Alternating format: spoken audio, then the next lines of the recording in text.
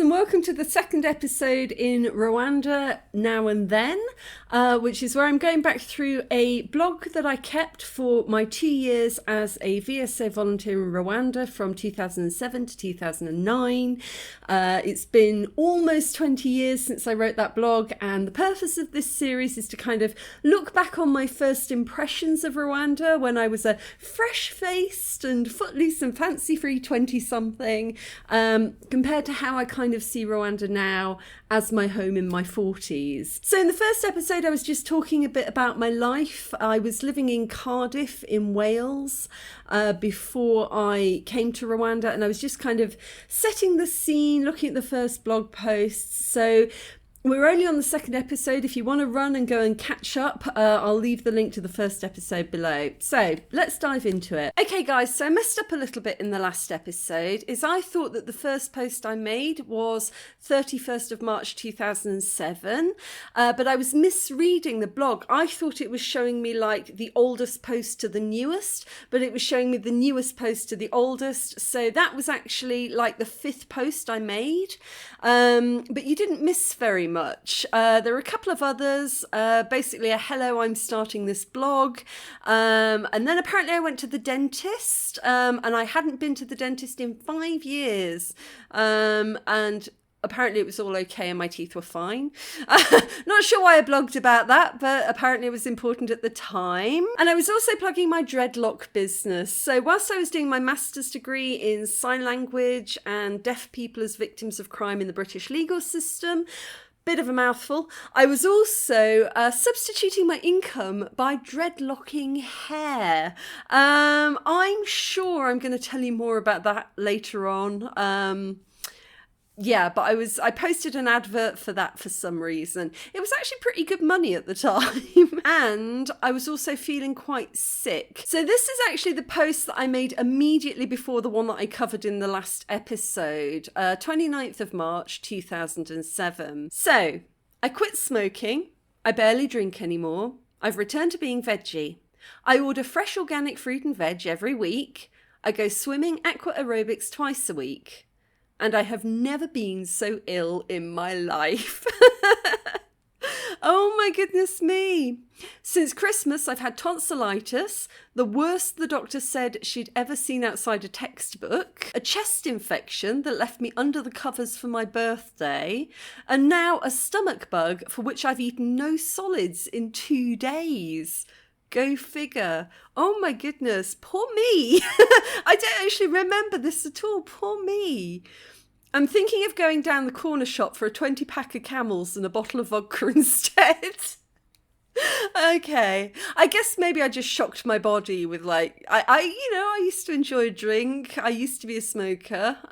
So maybe like giving everything up at the same time wasn't a great idea. Maybe you should do things in stages. But I do tend to be a bit all or nothing. But that makes 3. That's definitely, irrefutably 3. So in the UK, we always say that bad luck comes in 3s. So, if 2 things go wrong, you've got to expect something else is going to go wrong. But once 3 things have gone wrong, you're all right. So I can now look forward to a lifetime of exceptional health and well-being. I'm excited about that fact. Yeah. Little did I know back then what malaria was. I had a lot of learning to do. To help me pass the boredom, rather than just my breakfast, I've just watched a 2005 version of Pride and Prejudice. That's the one with Keira Knightley. I know some hate it.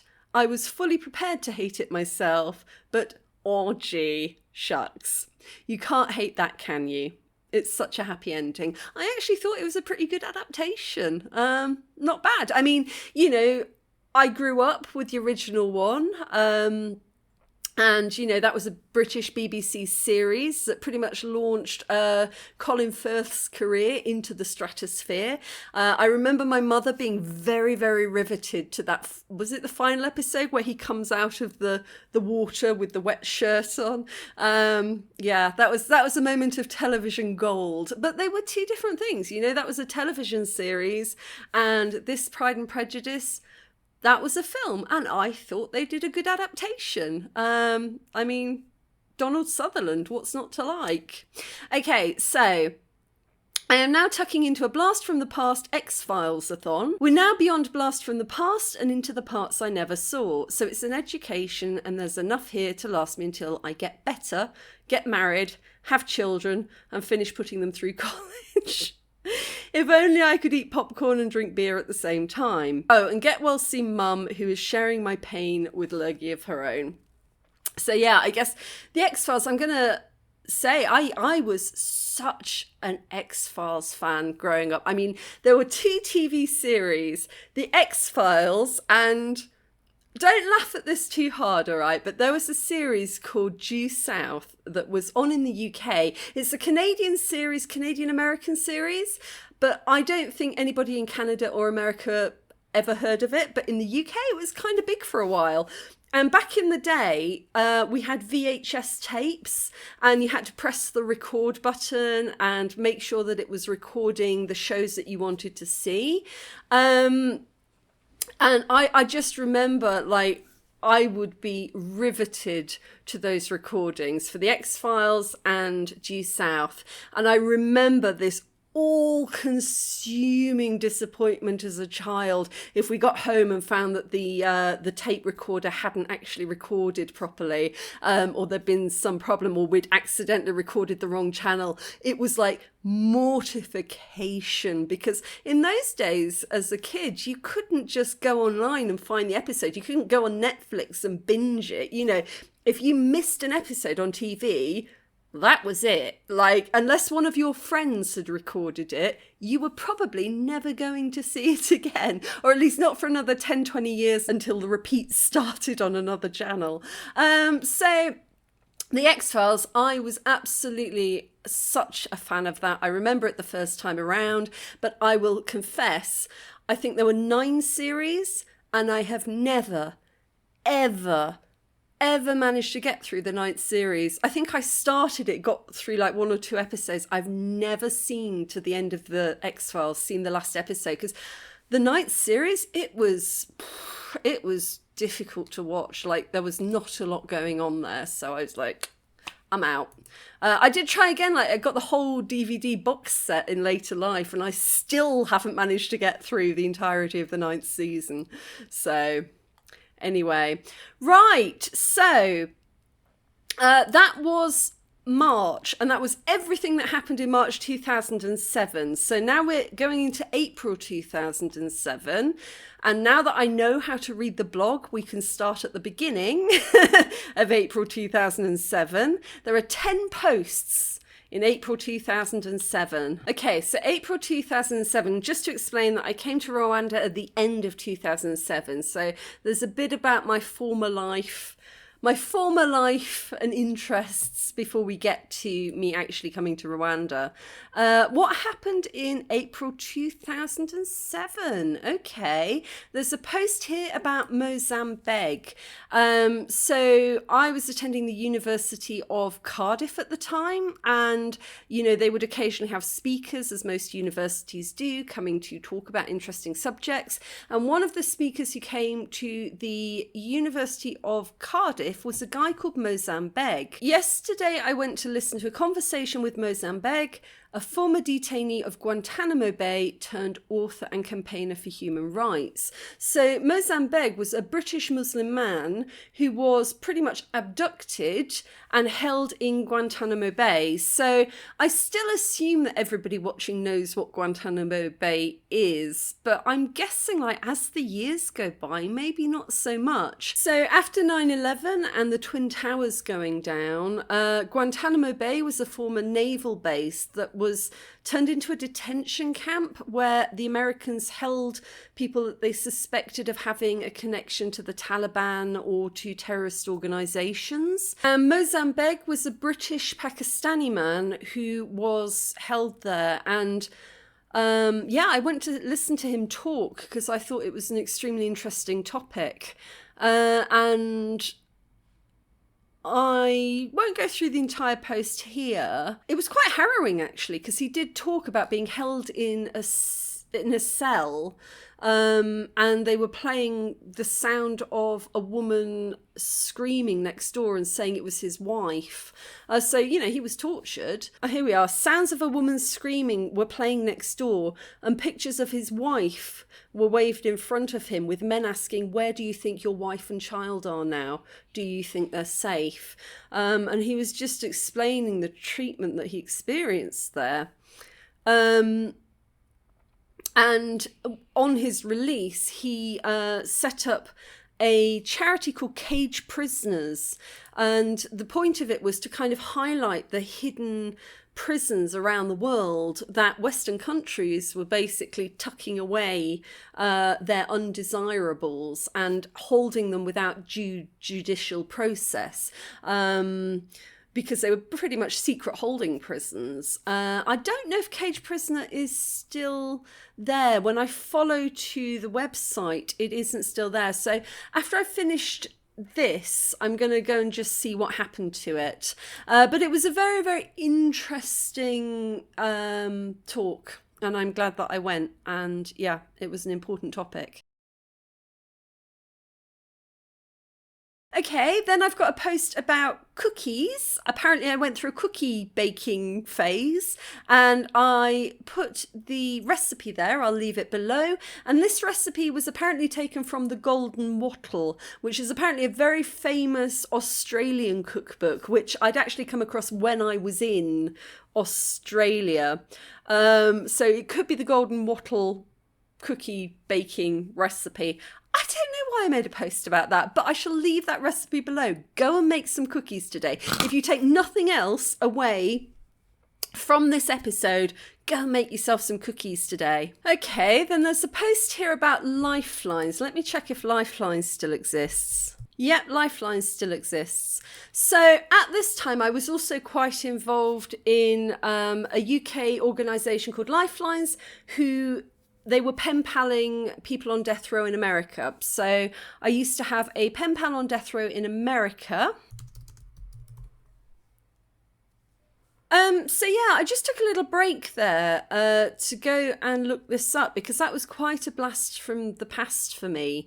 I left Lifelines when I left the country. And I was curious to know what happened to the guy I used to write to.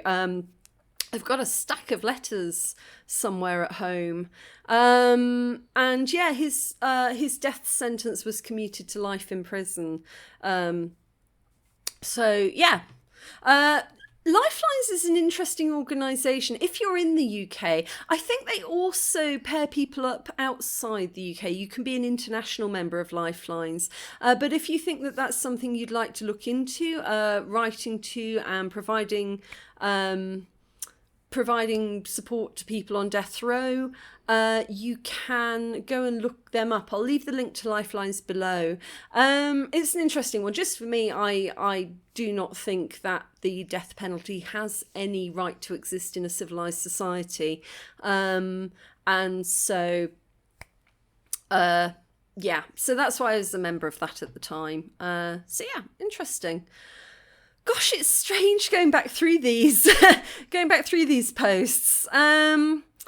Okay, what else happened? Okay, so I went to see a play with Dad and Marilyn and visit some friends. Okay, there's quite a bit of chatter about family life here. I won't go into all of it, but there's an interesting little paragraph here which says, my local has just been put under new management. Now, in the UK, when you say your local, you mean your local pub.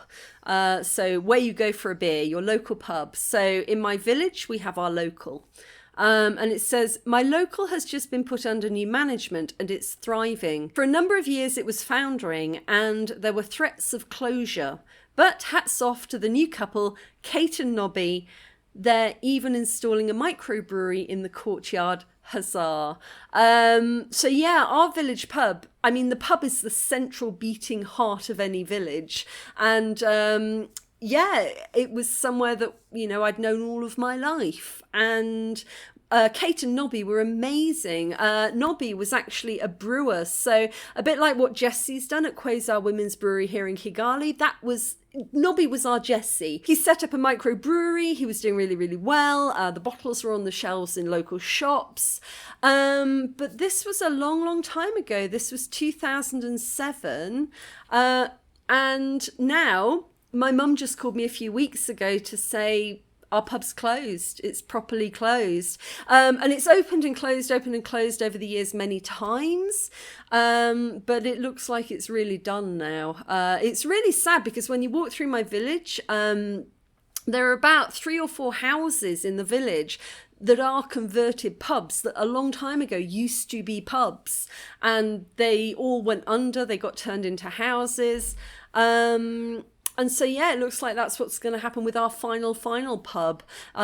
Yeah, it's really, really sad, but the price of beer in the UK now is so expensive, and also the trend shows that younger people just don't drink very much anymore, and also because of drink driving laws, which are very good and I support, but it does mean that if there are pubs in villages, how do you get to those pubs? Because unless you're going like with a group of people and one of those people agrees to remain completely sober and do the driving, be the designated driver, you know, you can't just pop out for a pint at the next village or a couple of villages over. So rising cost of beer, difficulty with transport because a lot of bus services in the UK between villages don't run anymore. Taxis are super expensive, so transport, and just people don't drink so much anymore. So all of these country pubs have now closed. It's kind of sad. I felt sad when I heard it, but it wasn't a surprise. Okay, there's a post here about donating blood.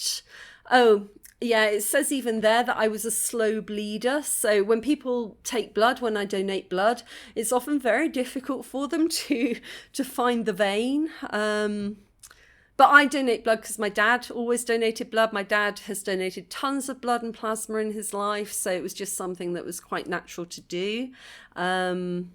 What else? Oh my goodness. Wow. Okay. Oh, this is a nice one. This is a post I made about a Beltane celebration I was organising. So I've spoken many times in this channel in the past that I was pagan. I'm a humanist now, but you know, it's kind of hard to shake off the old beliefs.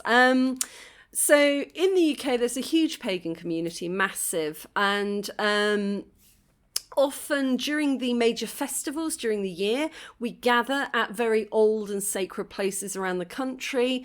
Beltane is our celebration of fertility, and it's like a wonderful time to go a bit wild. It's like the start of summer traditionally. And I was living in Cardiff, which is the capital of Wales. I talked about that in the last episode. And quite close to Cardiff, there's a few really ancient standing stones. So Tinkinswood and St. Lithins were 2. And at this time in my life, every full moon, I would get in my car and I would drive out to Tinkinswood, which is this really ancient burial chamber with a massive capstone on it. It's about 3,000, 4,000 years old. And it's just a massive capstone.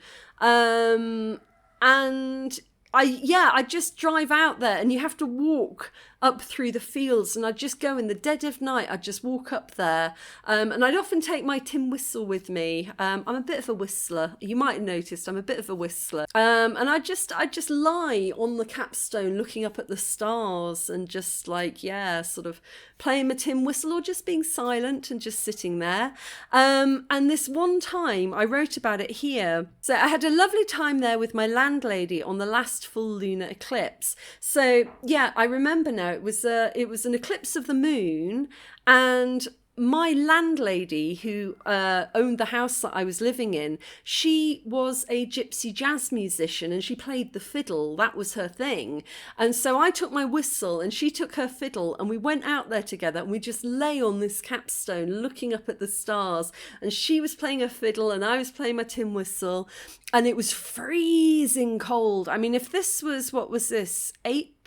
Yeah, it would have been freezing. So Helwyn took her fiddle and I took my tin whistle, And we took tea and Welsh cakes. Oh, Welsh cakes are like, they're like little flat scones. It's kind of hard to explain it. I showed you what a Welsh cake was when I did my video about visiting Gloucester, because there's a guy who lives in Gloucester who makes the most amazing Welsh cakes. He's a bit of a legend. So go and watch that video if you want to know what a Welsh cake is. But yeah, so we took tea and Welsh cakes. So yeah, we just sat on the capstone watching the moon, and as it went dark with the eclipse, it turned red, the red of the blood moon. So that was definitely a memory. It was very, very cold. Towards the end, there we go. Towards the end, we were frozen. We'd been there a couple of hours, and it was only just March. Oh, it was only just March. Oh, but I posted this in April, so I guess I'm talking about something that we did earlier on. So March, April, yeah, we must have done that the month before. The stream had flooded and we had to feel our way back in the pitch black. On a clear full moon, it is as bright as daylight, but of course the moon had darkened over with the eclipse. A couple from the local village of St. Nicholas arrived with their young whippet. A whippet is a dog, like a greyhound. This was auspicious, as Tinkinswood is also known as Maisie Velin, or Kennel of the Greyhound Bitch. So Kennel of the Female Greyhound. Although this may be borrowed from St. Lithin's, which was another site up the road. Oh, and I found some folklore about the stones up the road in Maisie Velin Fields, so St. Lithin's. So that was all very interesting. And it seems that at this point in time, I was in town handing out flyers for a May Day Beltane celebration that I was organising. So I'm sure that celebration will come up later on in this blog, because it was, oh my God, it was such a celebration. It was so good. It's definitely a memory that I have that I smile when I think about it, because it was such a good day. Okay, so then I made a quick post complaining about my internet and phone service. And then I made a very, very short mention of a film I watched called The Mighty Celt, which had Gillian Anderson from The X-Files in it. And then the last post for this month, the month of April, is a very, very interesting one. It's titled Travel Plans. And it looks like I was just wrapping up my time at university. So I did my masters in a year, and I guess let's have a read of this. Well, I had my last full lecture yesterday for sociolinguistics and my final research experience meeting today. One presentation to give next week, then one essay and one research log to hand in on the 11th, and that's it for the taught part of the course. All that's left then is 14,000 words between me and the airport. Okay, so this is interesting because I clearly knew that I was going abroad. Had I already received an offer from VSO? Let's see. I've got a weekend training course in May to get the TEFL Teaching English as a Foreign Language certificate. I've already passed the Teaching English Grammar one, and I've got a Teaching Business English one to go. Problem is, I'm getting a bit unsure about the whole TEFL route. So TEFL was, probably still is, really popular in the UK as a route of getting out of the UK, and it literally just stands for Teaching English as a Foreign Language. I had a friend who did that I think he went to Taiwan for years, and he now teaches English in Spain, so it's taken him around the world, and I definitely thought that could be one route for me, especially as I just finished like a language and communication sort of linguistics masters. I've applied to a few schools, mainly in Canada, but the job offers I keep receiving are from agencies in China and Korea, which I have no interest in taking up. That's interesting. I also got a call the other day from a guy in Mombasa. Oh, goodness. From a guy in Mombasa, brackets. Yeah, I had to look that one up as well. That is fascinating because, you know, the thought today that I don't know where Mombasa is crazy. Of course I know where Mombasa is. But of course, back then I was like 26. I didn't know where Mombasa was. But I thought it was a prank call at first. It began with, do you have experience of working with children with special needs? Which is a red flag, because by that time in the UK, we weren't using the term special need. We were using the term children with learning disabilities, I think. So I said yes. Right. Well, I want to give you an idea of what some of the children we have suffer. Stick out your tongue, say "ah," and try to swallow. What? Apparently, that was supposed to give me an insight into what it's like to be a child with a disability. WTF. Yeah, WTF. You know what? Reading this, I have a vague recollection of this. Very vague recollection, but it's definitely one of those things that I would have forgotten if I hadn't written it down. But I did get a call from somebody in Mombasa who'd seen my CV and seen that I worked with deaf people for a very long time and, you know, had a degree in deaf studies, and wanted to know if I wanted to go and work in Mombasa with children with disabilities. And that was literally what he said on the phone. Without asking whether I even wanted to apply for the position, he then abruptly informed me they would be shortlisting within a week. Okay, don't call me, I won't call you either. I don't think I ever got a call back. I think the WTF came across in my voice quite strongly during that phone conversation. He never called back. So whoever got that job, let me know what it was like. Was it quite as deranged as he sounded? Okay. A lot of the TEFL jobs make me feel like I'm applying to go and be Mickey Mouse in Disneyland for the summer. I'm starting to feel ever so slightly sceptical about it. So, to lighten the mood, I finally did apply to VSO. So by this point in the blog, I hadn't even applied to them yet. I thought I started the blog when I knew that I was joining VSO, but by this point I hadn't even joined them yet. So originally, I didn't think that I'd have enough experience for them. My experience as a statutory and trust funding officer was a major asset, as was project managing the procurement, renovation and opening of the community centre for the Deaf Association. Obviously, the deaf signing side of things adds gloss, as hopefully does the MA and BA honours in the education field. Well, I never. What was wrong with me? What was wrong with 26-year-old me that I thought that with a degree, a master's degree, and a very large amount of experience in the working world by that point, that I wouldn't be good enough to apply for VSO? How small was my confidence back then? Like, what did I think they were looking for? Like some sort of doctorate in international development or something? That's crazy that I wouldn't think that I was worthy of applying at that time. It's interesting, like my first proper job, I was a regional fundraising, statutory and trust fundraising officer for a UK charity.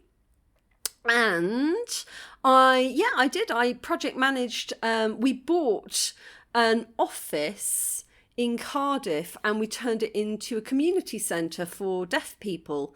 And so, I was like seriously involved in all of that. And then I went off to start training as an interpreter, which, wasn't really great. I talked about that on the podcast that I did with Victoria a while ago, the Worlds Collide podcast. I'll leave a link to that below. Hopefully it's still available.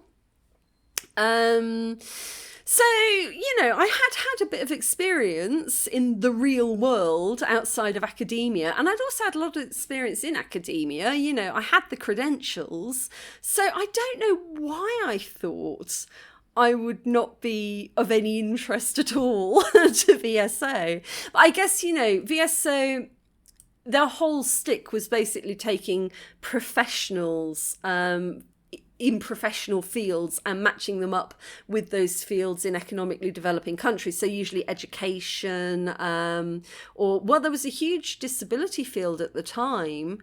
But I kind of just assumed that, I got the paperwork, I got a bit of experience, but I was 26. I kind of assumed like they were looking for, I don't know, like I don't know what I thought they were looking for, but I didn't think it was me. Competition for places is quite stiff, and you get an in-depth grilling if they do consider you.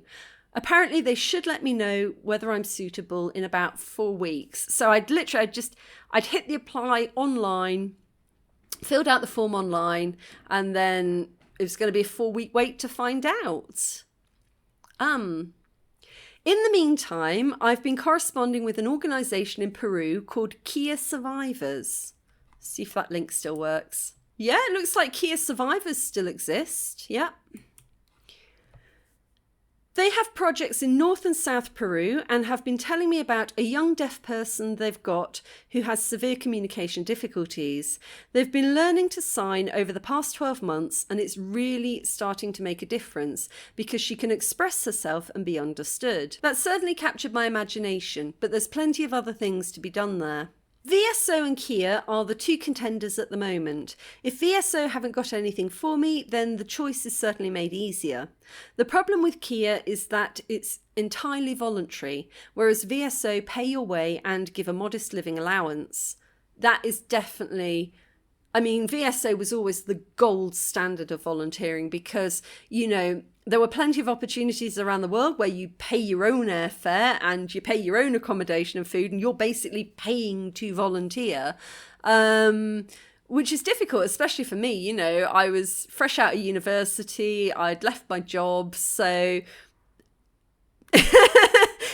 I wasn't making a lot of money at that point, and therefore I didn't have a lot of money to spend going off around the world volunteering, whereas VSO, they paid everything, all of your expenses, so your vaccinations, your airfare, your accommodation, and they also gave you a very small or modest living allowance, monthly stipend for food.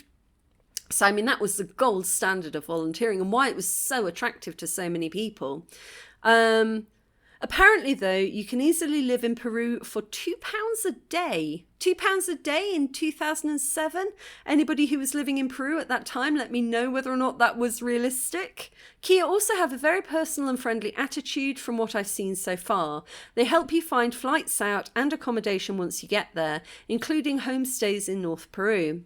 I'm still sussing them out, but so far so good. And they may be able to shave a little off the price if I can fulfill a specific skilled role. Discussions are underway. I was very, very interested in South America. Peru in particular. But yeah. And then at the bottom here, I was looking at a couple of other options. So one that came up was Help Exchange, which was more sort of agricultural. So if you wanted to go and help out with farming projects around the world, let's just see if they still exist. Yeah, they do appear to still fully exist. So Australia, New Zealand, Europe, North America, Central America, they've got quite a few programs around the world, it seems. HelpX is an online listing of host organic farms, farm stays, hobby farms, lifestyle blocks. What the hell is a lifestyle block? Homestays, ranches, lodges, backpacker hostels, and even sailing boats who invite volunteer helpers to stay with them short term in exchange for food and accommodation. So that might be one to look at if you're thinking about leaving your country. So Help Exchange, and oh my goodness, this one, Budget Traveller's Guide to Sleeping in Airports. And this literally just lists airports around the world and the facilities they have and the best place to sleep in that airport. That's hilarious. The things you're willing to do in your 20s. Let's see if Kigali International Airport is on here. Oh, nobody's tried to sleep at Kigali International Airport, have they? Yes, they have. Yes, they have. Hold on. Let's see what it says about Kigali International Airport. Whether you have a layover, overnight sleeping, or you're just quickly passing through, our Kigali Airport Guide is a great place to start planning your visit. You know what? I think this would make quite an interesting separate episode. I'm fascinated to see what they say about that. I would imagine that if you attempted to sleep in Kigali International Airport, a security guard would notice you very, very quickly and escort you out. But I don't know. Let me know if you've tried it. We'll look at that another time. So, okay, that was all of the posts for April. And that's kind of interesting to me because I hadn't even been accepted by VSO then. I just knew that at the end of my MA, I was going to leave the country. I was like very, very determined. Like I was online, I was searching for volunteer opportunities all over the world. And I'm like, right, as soon as I finish my MA, I am out of here because, I think I'd spent 4 or 5 years living in Cardiff at that point. And, when I moved there, I had a relationship, I had a nice home, I had a job, all of these things. And by that point in my life, I'd left the job. I didn't have a relationship. I'd lost the home. And so I was kind of sitting there going, right, well, what do I do now? And I just knew it was that point in my life I needed to go. I just didn't know where yet. So that was really interesting to look back at. Okay. See you in the next one.